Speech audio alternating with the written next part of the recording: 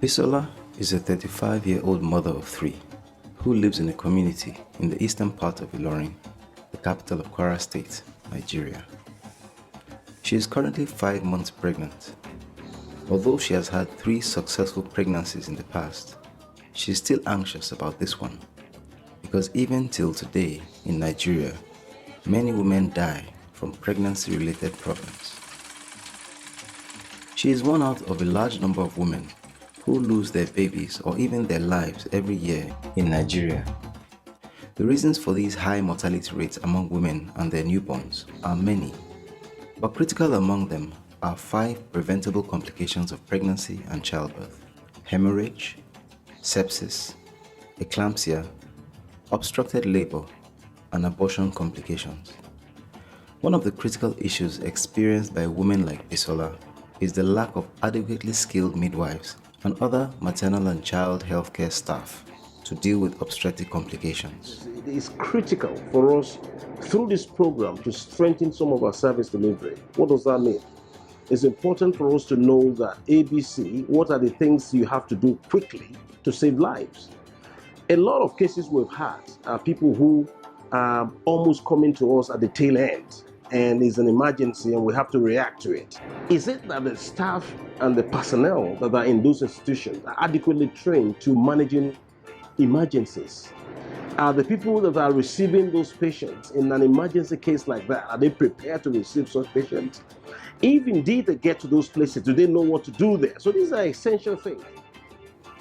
To assist the Kwara State government in tackling this problem, Wellbeing Foundation Africa partnered with the Liverpool School of Tropical Medicine and Johnson & Johnson to implement an impressive intervention program, the first of its kind in Nigeria. From the first moment I witnessed the impact of hands-on, anatomically delivered simulation model training globally, I knew that building a community of well-practiced, multidisciplinary delivery teams could address the local frontline barriers to improving care services rapidly and wholeheartedly at both the health system and societal level. This project started in 2015. The aim of the project was to improve the availability and quality of maternal and neonatal health services in Kwara State by building the capacities of healthcare workers in basic and comprehensive emergency obstetrics and newborn care. If you look at the structure of the program, is to solve the common causes of maternal and perinatal morbidity and mortality in this country, and also to fill in knowledge gap of people that are working. If you have a person that's been in the system, science is changing every time, things are evolving every day. So you have to be skillful, you have to know how to do the right thing before you can actually have a good result. So that's what the program actually brought in. First of all, I would like to appreciate the Liverpool School of Medicine for the training organized just to improve our own knowledge on how to manage emergency cases. I'm very glad that I was part of those who were trained for the program, because I was able to utilize the ABCs of life in the management of an eclamptic patient just on the patient I delivered 2 days ago. It increased my own knowledge and also added to my own value being a midwife, because if I am a midwife and I cannot handle any emergency case in the community, it's just like a figure. We have a lot of challenges because though we learned about saving lives in the school, but the step-by-step ABC, their approach to how to attend to all those emergencies were well understood when this program came on board, and it has really helped our clients. You know, when you learn theory and you are able to practicalize it, you will never forget. The training benefited us a lot. It increases our knowledge and experiences of we the doctors, nurses, especially our midwifery in this facility, and especially it helps us in managing complications concerning maternal and child health emergency in this facility. And it also enhances the skills of health workers in this facility. I was trained about emergency cases in maternity, then how to handle it, like resuscitation of newborn babies, way to handle like CPR, chest compression, preeclampsia, treatment of preeclampsia. For instance, a baby that was born flabby, that the Apgar score is low, I was trained to perform CPR, then try to raise the baby's chin up so as for airflow, then suction, then put in oxygen. It has really given a significant increase in our awareness about what is respectful maternal care, and it has raised us to improve our African mentality that has to do with not giving enough respect, you understand. But now with the kind of training we have had and all the health workers we have had, we are better in that area, and that has even increased our patient inflow. It really helps us a lot because we do have some challenges of our patients not wanting to come to hospital because of the attitude they usually experience from the midwives around, even not only in this facility. After the training, most of our midwives, they have a reorientation on how to deal with mothers in labor rooms, how to relate to them, how to encourage them, and also how to behave with them. And the patients also have the feedback and they spread it across the town. And many of them do come to the hospital better than before. And we do have a lot of changes in our record from the people that have delivery at home in the past year compared to. Another thing I noticed in the program is that it's bridged the gap between doctors, nurses, and even CHOs.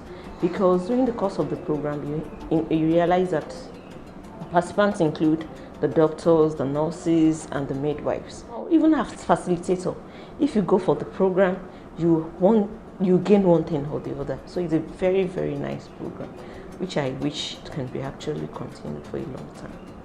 It was a well-educated kind of program in which it has helped us to take care of our pregnant women, the labor, delivery, and puerperium.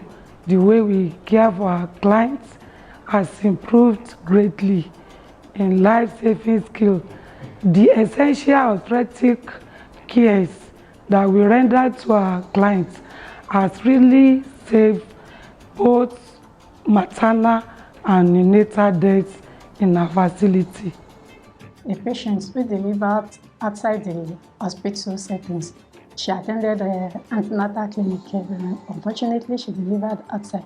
So after about 6 days, presented the baby with a refusal to feed, then irritability and excessive crying. So diagnosis of neonatal sepsis was made and we were able to manage and start the patient.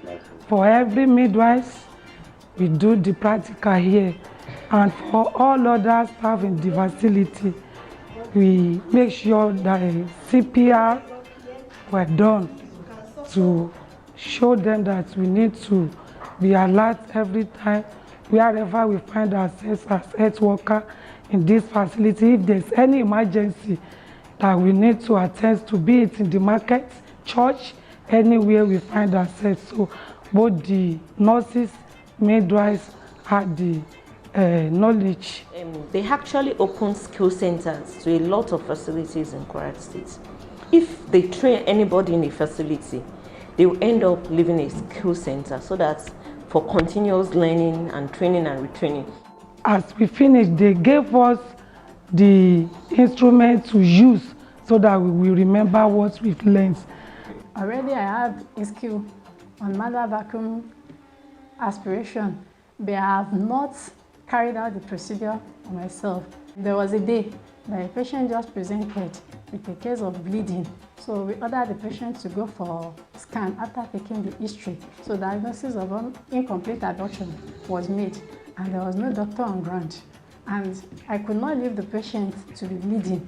So I had to take the courage and carry out the procedure, and it was successful. The patient was discharged and the patient came for follow-up. Then there is something that we don't do in this side of the world. We call it preparing for emergency, so that you create a scenario as if it's an emergency situation, so that if you have the real thing coming, that's not the time you'll be shouting. You know who to do what, when to do what, and how to do what. Ìdánilẹ́kọ̀ọ́ yẹn ó jẹ́ nǹkan tó ran àwa òṣìṣẹ́ lọ́wọ́ lọ́pọ̀lọpọ̀, ó sì ran iléeṣẹ́ wa náà lọ́wọ́ nítorí pé gbogbo nǹkan tí wọ́n kọ́ wa nígbà yẹn àwọn nǹkan kọ̀ọ̀kan tí a kì í ṣe tẹ́lẹ̀ tó jẹ́ pé a máa ń refer àwọn patient lọ sí secondary level. Àwọn irú nǹkan báyẹn ó ti wà tá a ti ń rí ṣe bí àpẹẹrẹ àbí àwọn èèyàn bá ní threatening abortion a máa ń sábà ń sáré refer wọn ni, but lẹ́yìn ìgbà tí wọ́n kọ́ wa yẹn a come across irú ẹ̀ tó jẹ́ pé with the assistance of a doctor here nígbà yẹn a ṣe manual evacuation fún ẹni yẹn. Emergency care fún àwọn ọmọdé náà wọ́n tún kọ́ wa lórí ìyẹn náà ju bí a ṣe mọ̀ tẹ́lẹ̀ lọ. So a mọ̀ pé bí ọmọ bá ti dáyé nígbàrà báyìí nísìn pé ká keep ẹ̀ warm ní kíákíá, ká clean ẹ̀ ojú ẹ̀, ká sì rí pé a maintain airways ẹ̀.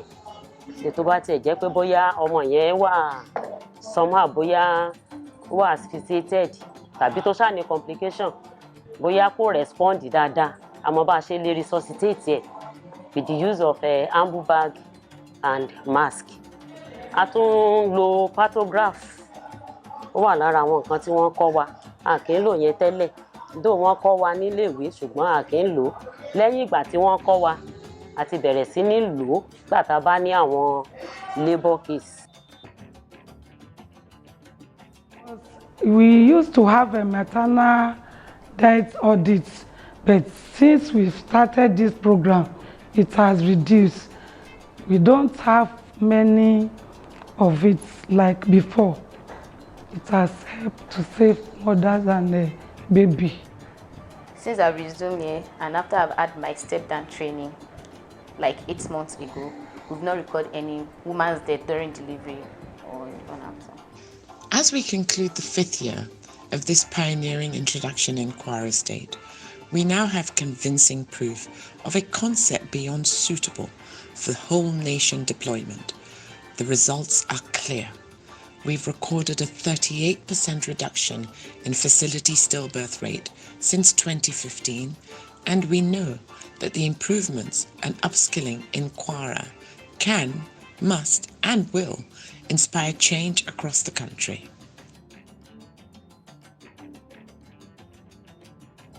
Many of them are yet to be trained on the previous program, and some have been trained and they have been transferred.